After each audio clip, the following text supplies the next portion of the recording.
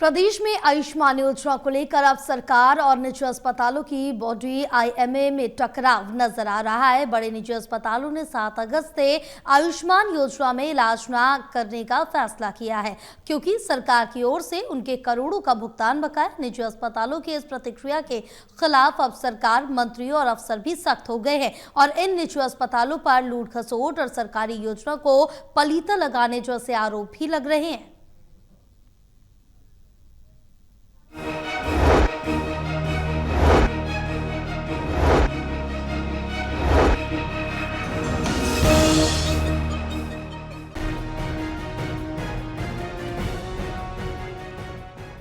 देश में भारत आयुष्मान योजना के तहत गरीबों का बढ़िया और महंगे प्राइवेट अस्पतालों में इलाज गरीब परिवारों के लिए वाकई वरदान साबित हुआ है।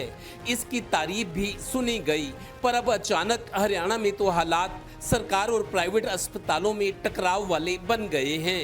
इसी वजह से हरियाणा में इस योजना के तहत प्राइवेट अस्पताल संचालकों की बॉडी ने 7 अगस्त से ये इलाज सुविधा रोकने का फैसला लिया है, क्योंकि उनका कहना है उनका इलाज का करोड़ों रुपए सरकार की ओर अभी भी बकाया है, उसका भुगतान नहीं हो रहा। लीजिए पहले एक वरिष्ठ डॉक्टर। आईएमए स्टेट अथॉरिटी ने इस तरह की चीज़ों के बारे में कुछ अनाउंस किया है, बट अभी हमारे पास कोई ऑन पेपर्स रिटर्न में कुछ नहीं आया है, तो टिप्पणी करना अभी हमारे बस में नहीं है।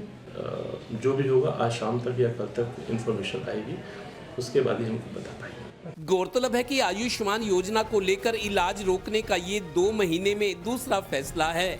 इससे पहले भी डॉक्टरों की एसोसिएशन ने फैसला लिया था, पर भुगतान का ठोस आश्वासन मिलने के बाद इलाज शुरू कर दिया था। ये वैसे ही है जैसे प्रदेश में आरटीई यानी राइट टू एजुकेशन के लिए प्राइवेट स्कूल संचालकों ने गरीब बच्चों की सरकारी खर्च पर पढ़ाई कराने की एवज में सरकार से टाइम पर भुगतान न मिलने पर उनकी पढ़ाई बंद कराने और प्रदर्शन करने का फैसला लिया। अब फिर निजी अस्पतालों के इस रवैये पर प्रदेश के मंत्री महिपाल ढांडा ने भी प्रतिक्रिया दी है कि पब्लिक की ओर से उनके पास ऐसी बहुत शिकायतें आ रही हैं कि कैसे उन्हें परेशान किया जा रहा है। नहीं, हमारे पास बहुत सारे लोगों की शिकायतें आ रही थी हर रोज कि मैंने आयुष्मान भारत का कार्ड है, कार्ड होने के बावजूद भी उनसे पैसे लिए जा रहे हैं।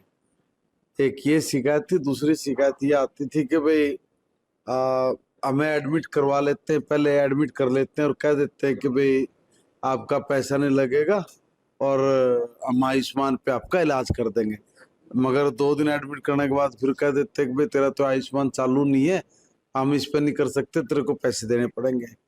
तीसरी तरह की शिकायत ये आती है, मतलब जो मेजर शिकायतें जो रूटीन में हम लोगों के पास आती वो ये आती थी कि भाई आयुष्मान का कार्ड होने के बावजूद भी उनसे पैसे ले लेते हैं। सभी आयुष्मान अस्पतालों के संचालकों को बुलवाकर कुछ निर्देश दिए हैं, जिनमें उन्होंने चाहा है कि भाई किसी भी आयुष्मान बेनिफिशियरी को जो है अनआइडेंटिफाइड ना रहे, ताकि उसको आयुष्मान के बेनिफिट्स मिल सकें। तो उनको आइडेंटिफाई करना और उसके बाद यह सुनिश्चित करना कि किसी से भी किसी भी प्रकार की कोई भी राशि न ली जाए। मरीज को सभी सुविधाएं जो वो इलाज के दौरान उसको मिलती हैं उस पैकेज में, तो उसके बाद भी जब वो डिस्चार्ज होता है तो उसके बारे में जो है पूर्ण जानकारी दी जाए। गौरतलब है कि सरकार और निजी अस्पतालों में आपसी रिश्ते खराब होने और तस्वीर का दूसरा पहलू ये भी है कि 3 दिन पहले पानीपत के डिप्टी कमिश्नर ने सड़क सुरक्षा पर बनी एक कमेटी की बैठक में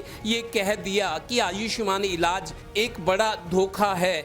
छोटी सी सड़क दुर्घटना में घायल व्यक्ति का इलाज या पेट में दर्द हो तो प्राइवेट अस्पताल वाले 1.5 लाख रुपए का बिल बना देते हैं, चूंकि पैसा सरकार को देना है। सीएमओ साहब, ऐसे लोगों का आप सरकारी अस्पताल में इलाज कराकर उन्हें घर भेजो।